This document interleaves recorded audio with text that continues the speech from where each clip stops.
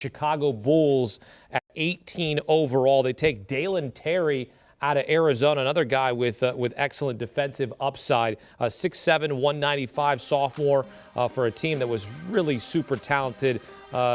Did not make it to the Final Four, but a team that had certainly the ability to get there, thanks in part to Dalen Terry.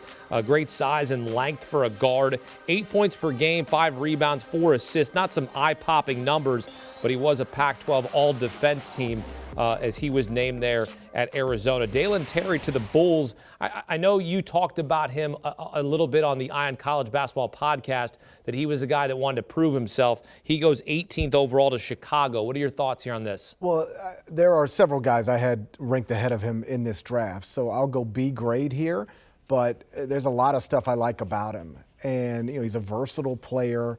Doesn't seem to get rattled by much, and extremely confident. Not cocky, but confident. There was a quote he had within the past couple of weeks. You might have seen it. They asked him about being projected, because this is higher than most people had him projected. So I think the question was, you're projected to go in the 20s. What do you think of that? And he said there's going to be a redraft in 10 years, and it'll look different. I like people who believe in themselves. He believes in himself. This is a sensible pick.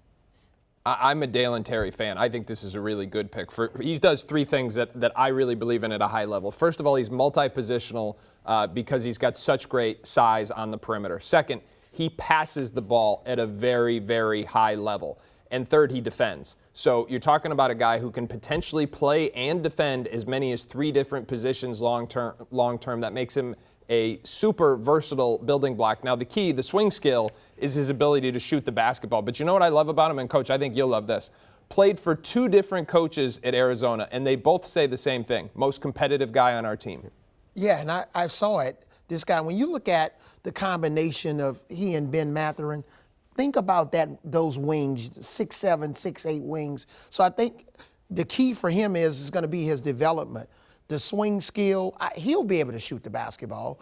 And I love that he doesn't quit on plays. There were times where, he drove the ball to the basket, didn't get the foul, got knocked to the ground, he got right back up, got back in transition, made a block from behind, and then ran back and scored on the other end. So this kid has that type of competitive spirit and the characteristics that, hey, even though he didn't score a lot in college, he'll become a better scorer, better offensive player. He'll transition and make more threes, which I know that's a big part of the NBA. But his wing skills to be able to defend multiple positions, handle the basketball, and I believe he's a very underrated passer. Several notable names still on the board. Let's take a look at the best available, including guys like Malachi Branham, E.J. Liddell, still on the big board. Ty Washington, Patrick Baldwin Jr., Kennedy Chandler, who's Gary's guy.